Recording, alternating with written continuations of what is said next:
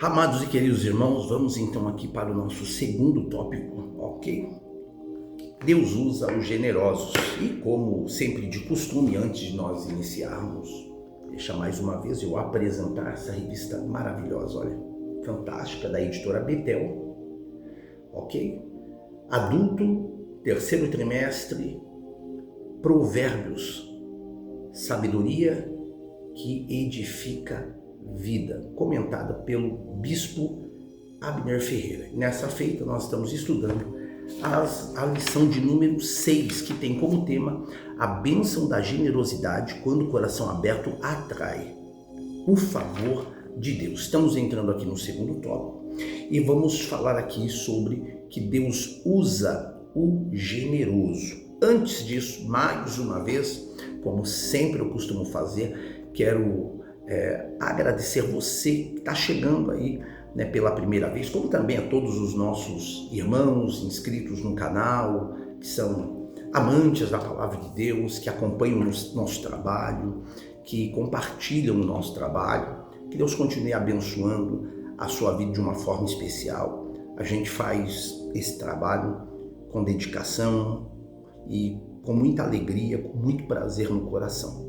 Então Deus abençoe a vocês inscritos no canal e que já passamos aí dos 1.500 inscritos, para a glória de Deus.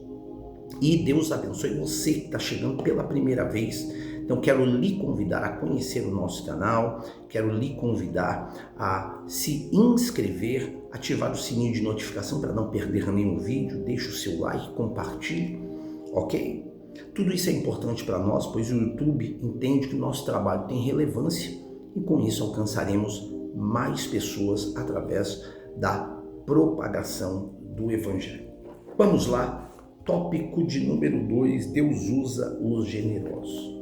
A generosidade não gera perdas, mas ganhos. O cristão generoso não deve pensar matematicamente, mas sim com a fé no Deus da provisão. Essa lógica não é ensinada em escolas, nem em cursos de administração, mas nas Sagradas Escrituras. Então, a generosidade, ela coloca nossas mãos à disposição de Deus. É isso que a gente precisa entender.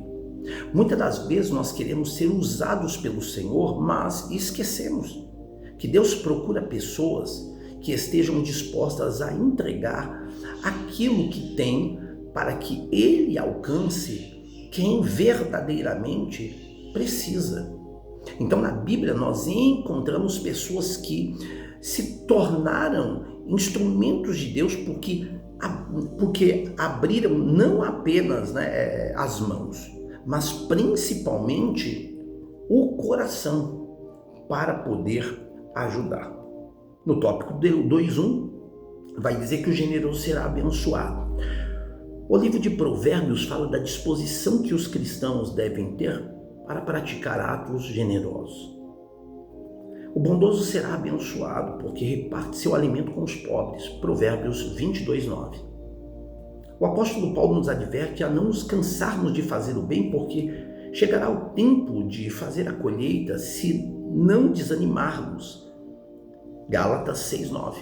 Lembre-se de que as sementes que se multiplicam são as que semeamos.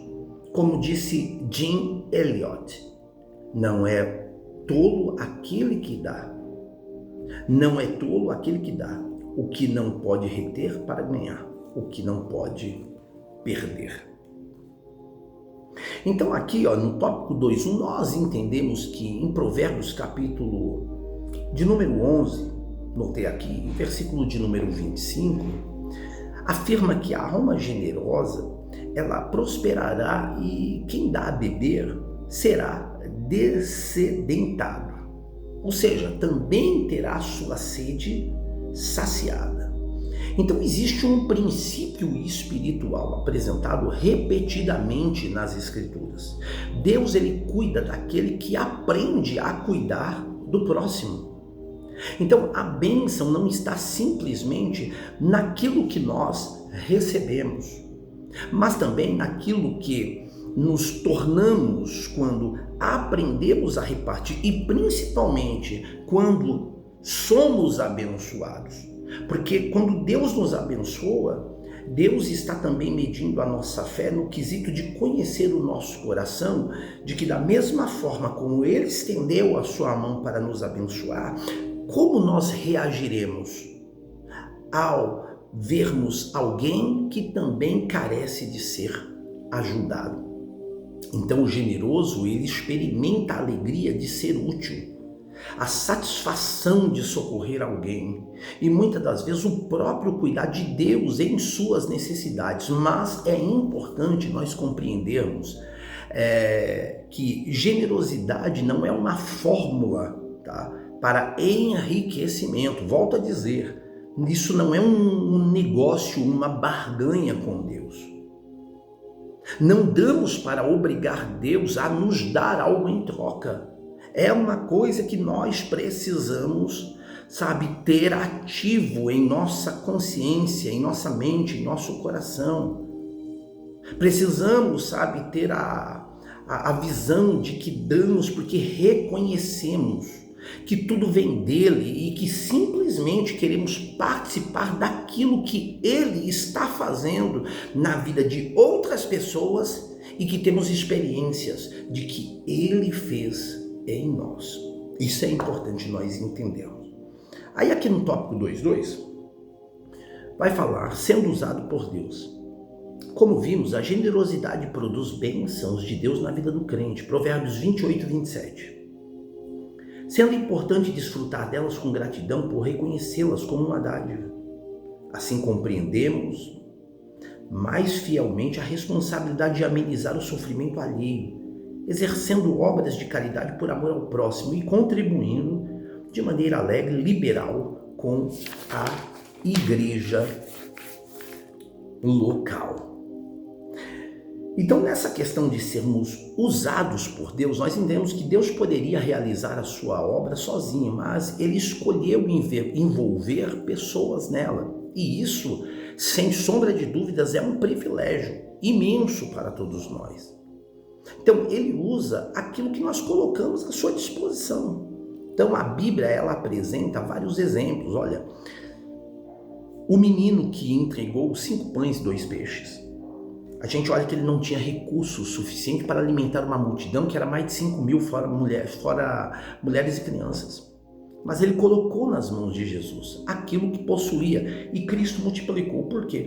Porque a gente entende através desse texto bíblico que está lá no Evangelho de João, capítulo 6, que o nosso pouco na nossa mão, ele continua sendo pouco. Mas o nosso pouco, quando nós entregamos na mão de Deus, ele se torna muito.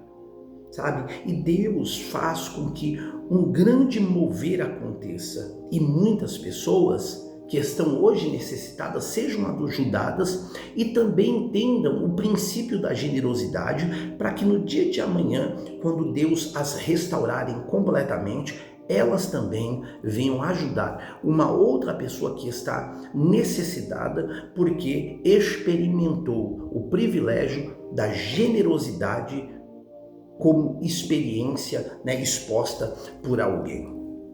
A viúva de Sarepta, também ela entregou ao profeta Elias aquilo que tinha para a sua própria sobrevivência. Interessante que isso aqui dá uma mensagem muito profunda sobre isso. E Deus sustentou aquela mulher e sua casa durante o período da fome. Isso está lá no primeiro livro de Reis, capítulo 17, do versículos 8 ao versículo 16. Então, o princípio, ele é poderoso. Deus não precisa que tenhamos muito, ele procura disposição para entregarmos, irmãos, o pouco que nós temos. Talvez você não tenha muito dinheiro, muitos recursos ou grandes oportunidades, mas você pode oferecer o seu tempo, o seu alimento, sua palavra, sua ajuda. A sua oração é fruto de generosidade. O seu talento, os seus recursos, não importa o que você tenha para ajudar, para o bem, para favorecer alguém. Tudo isto é assistido e está, sim, no memorial de Deus. E quando colocamos o que nós temos à disposição de Deus, o pouco pode se tornar um instrumento, acredite, de milagre para pessoas que não vão esquecer desse favor e serão gratas. E se também, de repente, se esquecerem do favor recebido, isso não é algo que deve ficar marcado em nós. O que deve estar marcado em nós é o fato de que nós fizemos a nossa parte.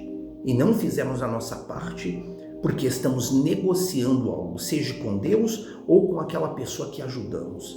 Mas estamos fazendo a nossa parte porque já encontramos a bênção em Deus primeiramente e muitas das vezes a generosidade expressa na atitude de alguém. Para a gente encerrar o tópico 2, né? Agora vamos no 2, 3, a generosidade é uma expressão de amor ao próximo. Deus conhece o nosso coração e observa a disposição com que servimos ao próximo. Quando repartimos em amor, seja com recursos, tempos ou habilidades, experimentamos a bênção daquele que supre todas as coisas. Provérbios 11, 24. A generosidade revela fé, pois mostra que nossa confiança está no Senhor e não no que possuímos. Por isso não devemos nos afastar das oportunidades de fazer o bem, ainda que pareçam pequenas. A Escritura afirma que quem age com generosidade avança e encontra prosperidade em seu caminho. Provérbios 11, 25. Cada gesto de entrega torna-se semente que Deus mesmo faz frutificar. Então a gente encerra esse segundo tópico dizendo que a generosidade é uma das formas mais práticas de demonstração de amor. Amar apenas com palavras é muito fácil. Amar colocando-se à disposição do outro, aí sim, exige atitude. Em 1 João, primeira carta do apóstolo João, capítulo 3, versículo 17 e 18, confira lá, João ele ensina que não devemos amar apenas por palavras, mas por obras e em verdade. Isso significa que o amor do cristão ele precisa sair do discurso e alcançar as necessidades reais das pessoas. É exatamente o princípio apresentado por Jesus na parábola do bom samaritano.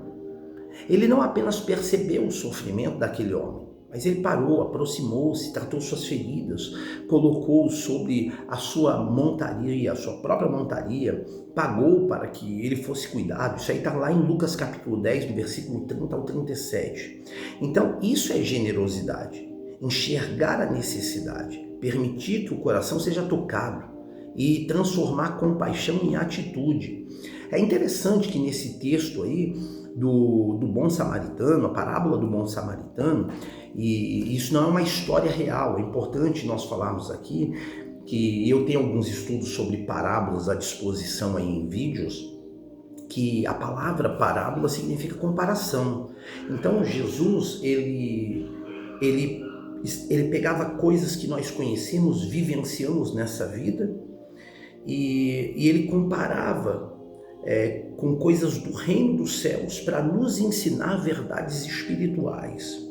E é interessante que, por mais que a Bíblia não fale, mas nós entendemos que houve um choque por parte dos judeus quando ouviram Jesus ele fazer menção de um samaritano, e não de um judeu ajudar, mas um samaritano, que a gente entende que judeus não se falavam com samaritanos, porque era um povo que para os judeus era um povo de uma raça mística, de uma religião profana. Mas é interessante que Jesus usou o samaritano nessa ilustração, porque mesmo ele entendendo que era um povo de raça mística e de religião profana, mas aquele homem, ao invés de teorizar, ele praticou, sendo que a parábola vai mostrar que tanto um sacerdote como um levita, que a gente pode entender que é um exemplo de muitos cristãos nos dias atuais,